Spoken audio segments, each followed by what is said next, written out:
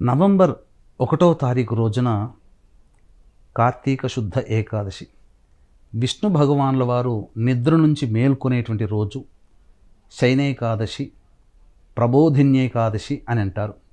ఈ రోజున సూర్యోదయానికంటే ముందే నిద్రలేచి కాలకృత్యాదులు తీర్చుకొని ఇంట్లో పూజామందిరంలో దీపారాధన, తులసి చెట్టు దగ్గర అష్టదళ పద్మం వేసి గంధము, పుష్పము, అక్షతలతో అర్చన చేసి దీపారాధన చేసి విష్ణు సహస్రనామ పారాయణము, 2 అరటిపండ్లు, ఆవు పాలు నైవేద్యంగా పెట్టవచ్చు.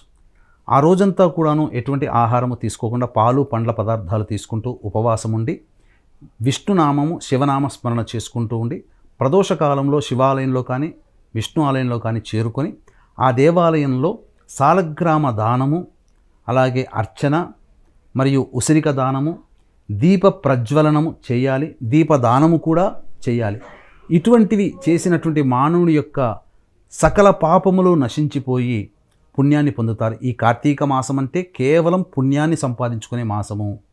వీక్షించేటువంటి ప్రేక్షకులు కూడా నవంబర్ 5వ తారీఖు కార్తీక పౌర్ణమి, మహాపద్మక యోగం ఉన్నటువంటి నవంబర్ 6వ తారీఖు రోజున మహామహిమాన్విత కాశీక్షేత్రంలో మీ జాతకరీత్యా కలుగు విద్య, వివాహ, ఉద్యోగ, దాంపత్య, అనారోగ్య సమస్యల నివారణకి, అలాగే ఈ అక్టోబర్, నవంబర్ నెలలో రవి, శుక్ర, బుధ, గురుగ్రహాలు మారిన కారణం చేత శని ప్రభావం వలన 12 రాశుల వారికి కూడా ఇబ్బందులు, సమస్యలు ఉంటాయి. కాబట్టి ఇటువంటి ఇబ్బందుల, సమస్యల నివారణకి సర్వదోష నివారణ పూజలు, హోమాలు జరిపించి శక్తిపాతము చేసినటువంటి కరుంగలి మాల మీకు ఇవ్వడం జరుగుతుంది. అవకాశం ఉన్నవాళ్ళు స్క్రీన్పై కనిపిస్తున్న నెంబర్లకి సంప్రదించగలరు.